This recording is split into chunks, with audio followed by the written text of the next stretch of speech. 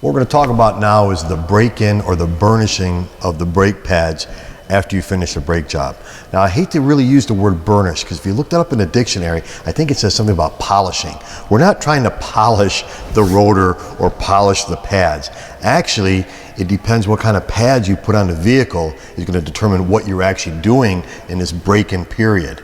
Now, for example, if I have a ceramic brake pad I put on, which is very common on today's vehicles. Ceramic brake pads actually leave material on the rotor. It's called material transfer.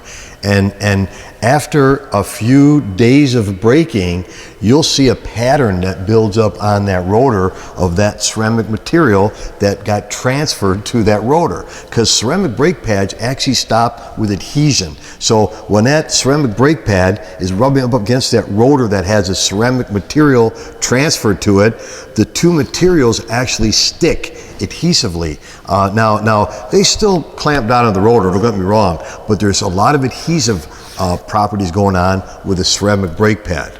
Now, a semi-met pad, totally different. Semi-met pads are made, this is rough to the feel even. This pad right here has a lot of metal in it. And so think about this, when I'm breaking in those brake pads, going out and doing some stops, I'm actually rubbing metal against the metal of the rotor, the cast iron of the rotor. So it's actually metal against metal. Those two pieces are actually, a lot of what's going on when you're breaking in these pads is you're smoothing out this pad. The rotor is smooth already, but you're making the pad and the rotor mate very well. So it has full contact of this pad. So that's one of the things you're doing. But the other thing you're doing also with either pad is that you're heating this pad up to temperature.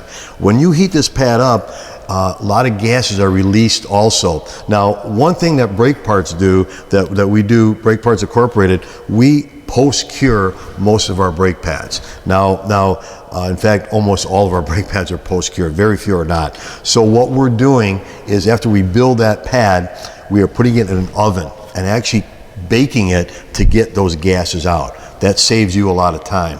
But what you're gonna do when you do your break-in or your burnishing process, let's call it that, is you're gonna do 5, 6, 7 stops, 40 miles an hour down to 10 miles an hour, maybe drive around a quarter mile, a half mile, let everything cool down, and do that, I said, do that 6, 7 times. What you're gonna do with the ceramic, you're bedding in that material.